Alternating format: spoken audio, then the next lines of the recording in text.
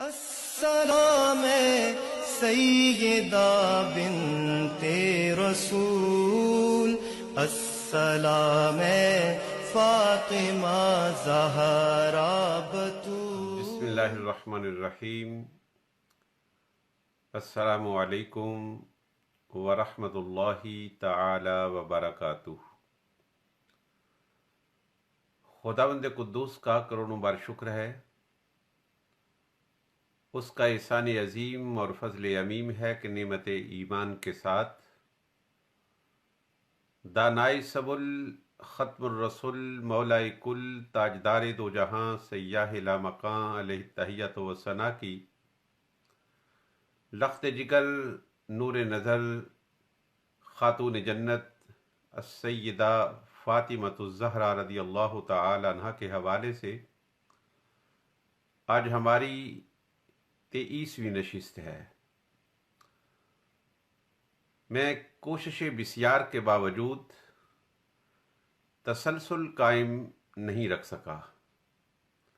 اس کی وجہ میری علالت طبع نہیں ہے،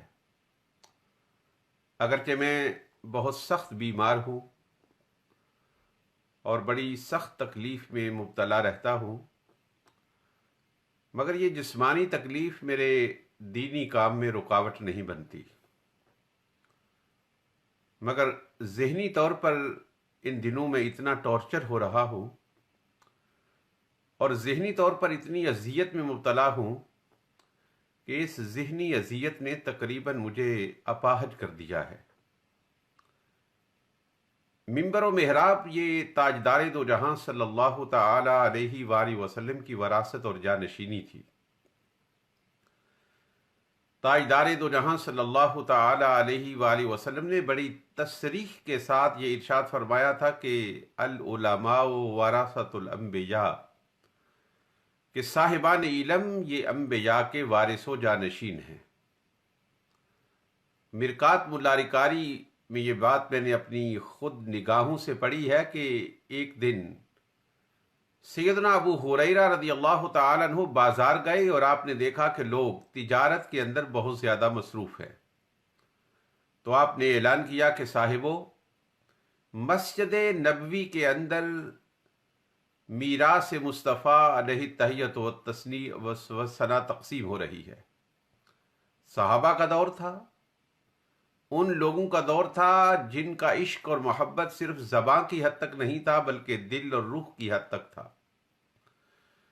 جب صحابہ و تابعین نے یہ سنا کہ مسجد نبوی کے اندر نبی دو جہاں صلی اللہ تعالی علیہ وآلہ وسلم کی میراث تقسیم ہو رہی ہے، تو صحابہ و تابعین نے اپنے کاروبار کو وہیں چھوڑا اور تیز تیز قدموں سے مسجد نبوی کی طرف بڑھے، مگر ان کی حیرت کی انتہا نہ ہوئی کہ مسجد نبوی کے اندر کوئی چیز تقسیم نہیں ہو رہی تھی۔ سیدنا ابو ہریرہ رضی اللہ تعالی عنہ سے جب پوچھا گیا کہ آپ نے یہ اعلان کیوں کیا، تو آپ نے فرمایا تمہیں میرے آقا کی مسجد کے اندر مجالس علم نظر نہیں آ رہی؟ یہی تو میراث نبوی ہے۔ میراث نبوی کے وارثوں نے منبر و محراب کی جس طرح توہین کی ہے، جس طرح تحقیر کی ہے اور مسلسل کیے جا رہے ہیں، جو زبان استعمال ہوتی ہے، جو تعریضات ہوتی ہیں، جو تنقیدات ہوتی ہیں، جو اسلوب اور لہجہ اپنایا جاتا ہے، جس طرح دشنام ترازی ہوتی ہے، جس طرح اتہام بازی ہوتی ہے، جس طرح گالیاں دی جاتی ہیں، جس طرح بڑے گندے، گھٹیا اور غلیظ کلمات سے اپنے مخالفین کو تعبیر کیا جاتا ہے اور مخاطب کیا جاتا ہے، یقین جانے کہ اس امر نے مجھے اتنا دکھی کیا ہے کہ آپ میرے دکھ کا اندازہ نہیں کر سکتے۔ تاجدار دو جہاں صلی اللہ تعالی علیہ وآلہ وسلم کا جب وصال ہوا تو صحابہ کرام پر غم کے بادل چھا گئے اور غم کے پہاڑ ٹوٹ پڑے۔ ان میں ان کی کیفیات کا ظہور مختلف انداز سے ہوا۔ سیدنا عثمان غنی رضی اللہ تعالی عنہ بیٹھ گئے اور اس غم کی وجہ سے اٹھنے کے قابل نہ رہے۔ میں وہ مثال تو نہیں دے سکتا کہ وہ غم بڑا غم تھا، تاجدار دو جہاں صلی اللہ تعالی علیہ وآلہ وسلم کا اس دار الفنا سے دار البقاء کی طرف منتقل ہو جانا اور جسمانی طور پر کسی حد تک نگاہوں سے اوجھل ہو جانا، یہ صحابہ کرام کے لیے بڑا غم تھا، جس نے سیدنا عمر فاروق رضی اللہ تعالیٰ عنہ کے ہاتھ میں تلوار دے دی تھی، کہ وہ فرما رہے تھے کہ جس کی لبوں پر نبی دو جہاں صلی اللہ علیہ وآلہ وسلم کے موت کے کلمات آئے، میں اس کا سر تن سے جدا کر دوں گا۔ کوئی صحابی کھیتوں میں ہل چلاتے ہوئے اللہ تعالیٰ سے دعا کرتا ہے کہ باری تعالیٰ میری آنکھوں کی بینائی سلب کر دے، کہ اب مجھے آنکھوں کی حاجت نہیں کہ یہ آنکھیں دیدار مصطفیٰ نہیں کر سکیں گی۔ ایسے میں عثمان بن عفان رضی اللہ تعالیٰ عنہ کے غم کی کیفیت یہ تھی کہ آپ بیٹھے ہوئے اٹھ نہیں سکتے تھے، نہیں آپ پر فالج کا سخت اٹیک ہو گیا تھا۔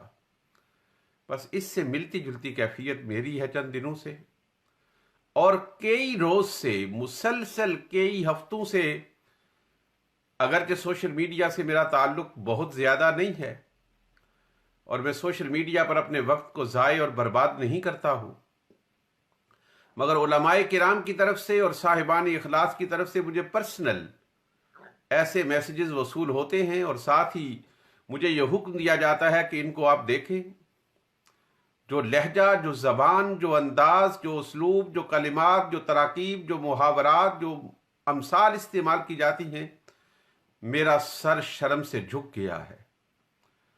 اور کل میں یہ کہہ رہا تھا کہ میں یہ سوچ رہا ہوں کہ لوگ مجھے بھی علماء کی اسی صف کے اندر شمار کر رہے ہیں۔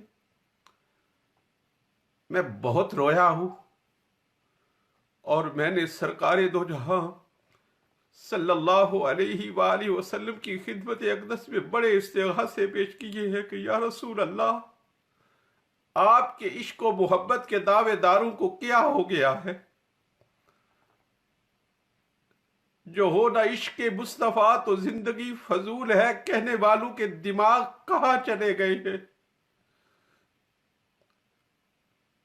اور سیدی اور مرشدی کہنے والوں کی عقلیں کیوں معوف ہو گئی ہے؟ عقائد اہل سنت کے پرخچے اڑائے جا رہے ہیں، تقدیس و تحریم کی بوٹیاں نوچی جا رہی ہیں، مسلک اہل سنت کے بے گور و کفن لاشے کو پیٹرول چھڑک کر جلایا جا رہا ہے، اور صاحبان علم و فضل اپنی عزتیں بچائے ہوئے اپنے حجروں کے اندر مجبوری سے بیٹھے ہوئے ہیں۔ بہت دکھی ہوں، رب ذوالجلال کی عزت کی قسم بہت دکھی ہوں۔ بس اس دکھ کی وجہ سے میں پروگرام کے اندر تسلسل نہیں رکھ سکا، وگرنہ شدید تکلیف کے باوجود اللہ رب العزت کی توفیق میرے شامل حال رہتی ہے اور میرا کام منقطع نہیں ہوتا۔ اے خاصہ خاصان رسول، وقت دعا ہے، امت پہ تیری آ کے عجب وقت پڑا ہے۔ وہ تاجدار دو جہاں صلی اللہ تعالی علیہ وآلہ وسلم جو اپنے پاؤں میں کانٹے بچھانے والوں کو دعائیں دیتے تھے، اور اپنے بدن انور اور اپنے کھانے کے اندر گند اور غلاظت ڈالنے والوں کے نیچے ردائیں بچھاتے تھے، جن کا بدن سر سے لے کر پاؤں تک لہو لوہان اور زخمی تھا، اور فرشتے آفر کر رہے تھے کہ آپ لب ہلائیں، ہم طائف والوں کو تباہ و برباد کر دیں، مگر تاجدار دو جہاں صلی اللہ علیہ وآلہ وسلم فرما رہے تھے مسکرا کر کے، فرشتوں تمہارا پیمانہ صبر لبریز ہو چکا ہے، مصطفیٰ کا نہیں، اور مجھے میرے رب نے زحمت نہیں بلکہ رحمت بنا کر بھیجا ہے۔ غزوہ احد میں میرے آقا دو جہاں صلی اللہ علیہ وآلہ وسلم کے لبہائے منورہ پر چوٹ لگی، دانت کا ایک کنارہ بھی ٹوٹا، میرے آقا زمین پر بھی تشریف لے آئے، جبرائیل امین نے میرے آقا کے لبہائے قدس سے نکلنے والے خون کے قطرے کو اپنے نورانی پر اوپر لیا، اور منتظر تھے کہ نبی دو جہاں صلی اللہ علیہ وآلہ وسلم کوئی ایسا کلمہ ارشاد فرمائے، مگر تاجدار دو جہاں صلی اللہ علیہ وآلہ وسلم نے فرمایا اللہم اہد قومی لا یعلمون، باری تعالیٰ میری قوم کو ہدایت دے دے، یہ نہیں جانتے۔ یعنی دانت پر ضرب لگانے والے کو، ہونٹوں کو زخمی کرنے والے کو اپنی قوم کہنا اور ان کے لیے ہدایت کی دعا کرنا۔ ہمارے محبوب آقا صلی اللہ علیہ وآلہ وسلم کا اسوہ تو یہ تھا، مگر ہم کس زبان کے حامل ہو گئے ہیں، ہم کتنے نیچے آ گئے ہیں اور ممبر و محراب کے تقدس کو کس طرح پامال کر رہے ہیں۔ تاجدار دو جہاں صلی اللہ علیہ وآلہ وسلم نے اپنی حیات طیبہ میں دیکھا تھا کہ آپ کے ممبر پر بندر ناچ رہے ہیں۔ میں اپنی جانب سے کسی خاص بندے کو مخاطب نہیں ہوں۔ احترام، سنجیدگی، متانت، اخلاص، للہیت، رضا جوئی رخصت ہو گئی ہے۔ یہ علم کے پجاری شہرت کے پجاری بن گئے ہیں۔ بڑے بڑے جبے، بڑی بڑی دستاریں، زرق برق لباس، میچنگ لباس، کیا ہو رہا ہے؟ دین کے ساتھ مذاق کیا جا رہا ہے، لوگوں کو دین سے دور کیا جا رہا ہے، علماء کی قدر کو ذہنوں سے مٹایا جا رہا ہے۔ اب صحیح جو درد رکھتا ہے وہ بھی ڈر گیا ہے کہ لوگ کیا سے کیا کہیں گے، اور یہ سوشل میڈیا کے بدبخت ماہرین کس طرح مکس اپ کر کے علماء کرام کی تذلیل کر رہے ہیں، جانوروں کے ساتھ علماء کرام کو تشبیہات دے رہے ہیں اور ان کے نام لیتے ہوئے جانوروں کو دکھا رہے ہیں۔ ظالم لوگ مختلف ناموں سے اسلام کے خلاف کام کر رہے ہیں، یہ دوہرے فائدے لے رہے ہیں، مالی فائدہ بھی لے رہے ہیں اور سازشی عناصر بھی بن گئے ہیں۔ جس بدبخت نے مسلک اہل سنت کے خرمن کو آگ لگائی تھی، اس کو اس کی توقعات سے زیادہ کامیابی اور کامرانی ہوئی ہے۔ دونوں جانب سے مسلک اہل سنت کو ذبح کیا جا رہا ہے۔ میں بہت دکھی ہوں، بہت دکھی ہوں، بہت دکھی ہوں۔ جو کچھ سوشل میڈیا پر علماء کرام کے ساتھ کیا جا رہا ہے اس پر بھی دکھی ہوں، اور اس پر بھی دکھی ہوں کہ یہ بنیادیں علماء نے خود فراہم کی ہے۔ ایک دوسرے کے خلاف گھٹیا الفاظ، علمی دلائل کی بات اور ہوتی ہے، علمی لہجہ ہی اور ہوتا ہے، علمی مخاطبت کا انداز ہی اور ہوتا ہے، وَجَادِلْهُمْ بِالَّتِي هِيَ أَحْسَنُ کا قرینہ ہی اور ہوتا ہے۔ تاجدار دو جہاں صلی اللہ تعالی علیہ وآلہ وسلم کی خدمت عالیہ میں ایک نوجوان آتا ہے اور آ کر عرض کرتا ہے کہ مجھے زنا کی اجازت دیجیے۔ تاجدار دو جہاں صلی اللہ علیہ وآلہ وسلم کا حلم منتہی نہیں ہوتا۔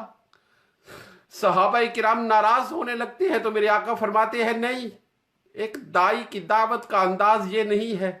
اسے قریب بلاتے ہیں اور قریب بلا کر اسے فرماتے ہیں کہ بیٹے، جس عمل کی تو کسی اور خاتون کے ساتھ تمنا رکھتا ہے، کیا تو اس عمل کو پسند کرتا ہے کہ تیری ماں کے ساتھ کوئی یہ کرے؟ وہ نوجوان کانپ اٹھتا ہے، کہتا ہے نہیں میرے آقا، میں کبھی پسند نہیں کرتا۔ میرے آقا اس کے محرم رشتوں کے نام گنواتے ہیں اور وہ نام سن کر لرزتا اور کانپتا ہے، اور تاجدار دو جہاں صلی اللہ علیہ وآلہ وسلم فرماتے ہیں کہ جس کے ساتھ تو یہ ارادہ رکھتا ہے وہ بھی تو کسی کی ماں ہوگی یا کسی کی بہن ہوگی یا کسی کی بیٹی ہوگی۔ اور پھر اس کے سینہ انور پر، اس کے سینے پر ہاتھ رکھ کر اللہ کی بارگاہ میں دعا کرتے کہ باری تعالیٰ اس کے سینے کو طیب و طاہر کر دے۔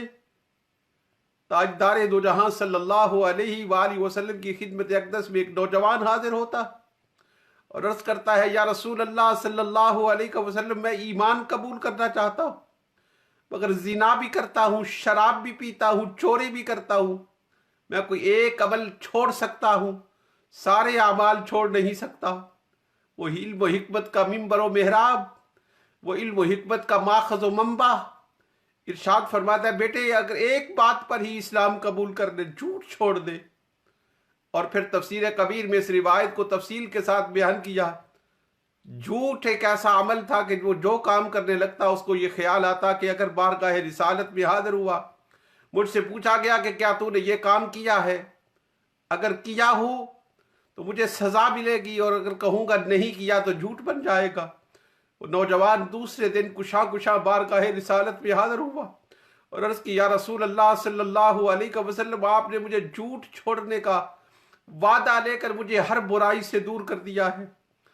صاحبان علم و حکمت کو اور صاحبان ممبر و محراب کو تو اس حکمت کا امین ہونا چاہیے تھا۔ ہم کیا ہو گئے ہیں؟ کس جانب جا رہے ہیں؟ یہ وجہ تھی جو میں 2 دن پروگرام نہیں کر سکا۔ سیدہ کائنات رضی اللہ تعالی عنہ کی ذات کے میں یہ اپنے تئیں محنت کر رہا تھا کہ یہ باتیں ہیں بتانے والی لوگوں کو کہ ان باتوں میں الجھ گئے ہو اور معاشرے کو منتشر کر دیا ہے اور سنیت کے سینے میں چھرے گھونپ رہے ہو، سنیت کو تباہ و برباد کر رہے ہو۔ دونوں طرف سے کوئی کمی نہیں کی جا رہی، کوئی کمی نہیں کی جا رہی، دونوں جانبیں۔ میں نے سب سے پہلے میرا پیپر گیا تھا اور میں نے کہا تھا کہ کوئی بات نہیں کہ آپ معذرت کر لیں، نہیں مانی گئی، نہیں مانی گئی۔ انانیت کا مسئلہ بنا لیا گیا، اس پر ڈٹ گئے۔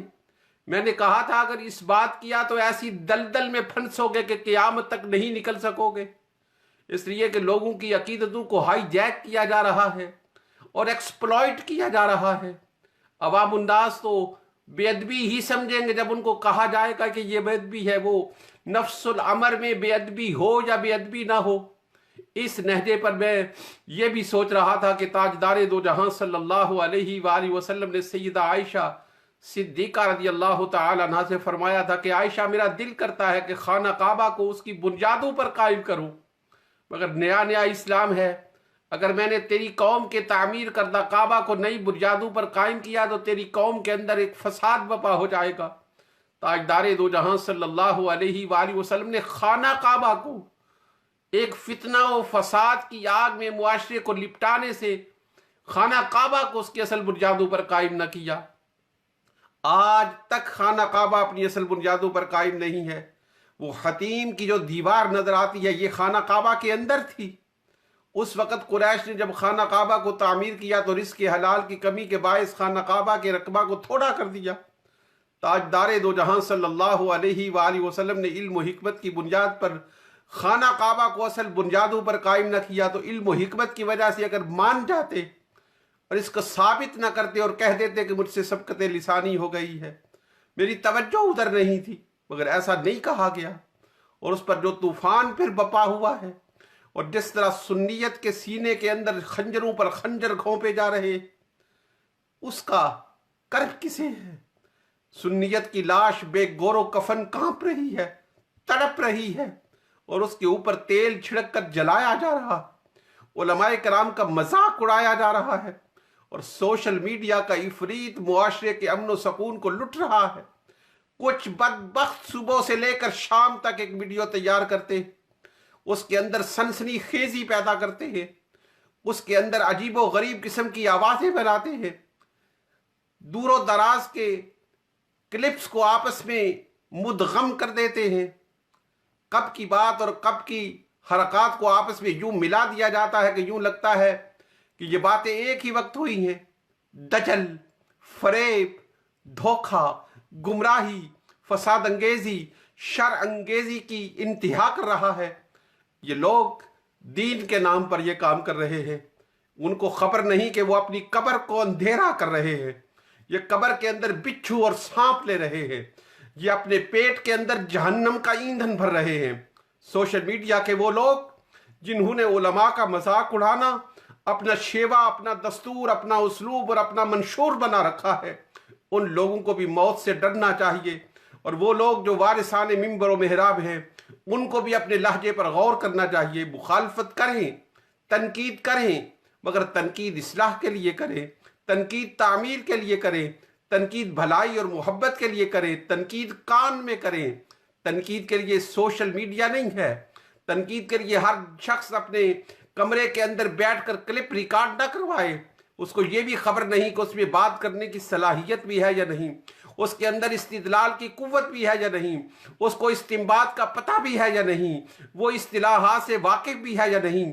ہر شخص جو بول لیتا ہے، ہر شخص جس کے پاس فون ہے، وہ اسلام کے اوپر وار کر رہا ہے، اسے خبر نہیں کہ وہ کیا کہہ رہا ہے، اس کے الفاظ کے معنی کیا ہے، اس کے الفاظ کا مطلب کیا ہے۔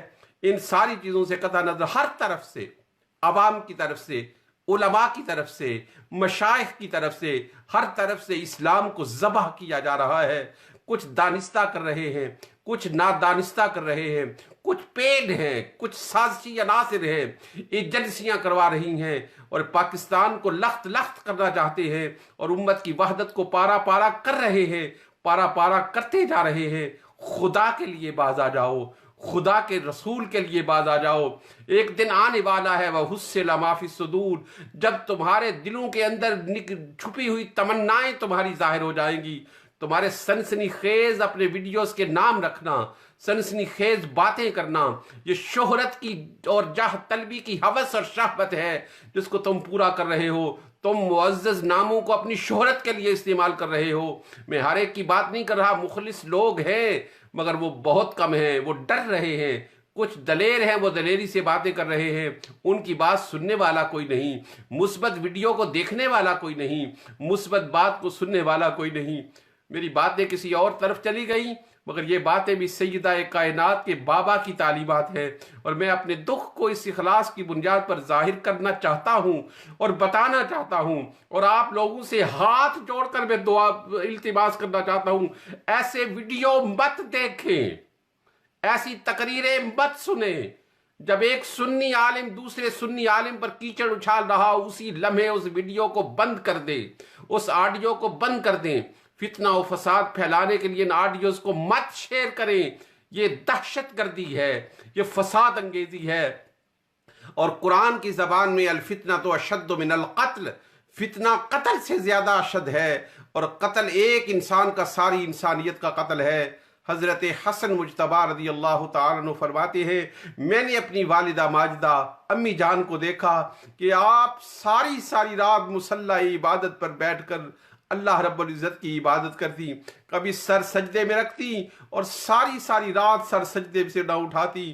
اور سیدنا امام حسن مجتبی رضی اللہ تعالیٰ عنہ فرماتے ہیں، کبھی ساری رات امی جان آہوزاری کرتی رہتی، عجز و انکساری کرتی رہتی، اللہ رب العزت کی بارگاہ میں گڑ گڑاتی رہتی، اور کبھی اپنے لیے کچھ نہیں مانگا، سرکار کی امت کے لیے مانگتی۔ فرماتے ہیں ایک دن میں نے عرض کیا، امی جان آپ کبھی اللہ تعالیٰ سے اپنے لیے طلب نہیں فرماتی، ہمیشہ نانا جان کی امت کے لیے طلب فرماتی ہیں۔ سیدہ کائنات نے دھیمے لہجے میں کہا، بیٹے الجوار ثم الدار، پہلے پڑوسی کا حق ہوتا ہے پھر اپنے گھر کی بات ہوتی ہے۔ کیا سیدہ فاطمہ الزہرا رضی اللہ تعالی عنہا سے محبت کا یہی تقاضا ہے جن تقاضوں پر ہم عمل کر رہے ہیں؟ لی خمسۃ اطفی بہا خر الوباء الحاتمہ المصطفیٰ والمرتضی وابنہما والفاطمہ۔ یا رسول اللہ انظر حالنا، یا حبیب اللہ اسمع قالنا، اننا فی بحر غم مغرق، خذ یدی یا سیدی سخل لنا اشقالنا۔ یا رب بالمصطفیٰ بلغ مقاصدنا واغفر لنا ما مضى یا واسع الکرم۔ صلی اللہ تعالی علی حبیبہ محمد وآلہ واصحابہ اجمعین۔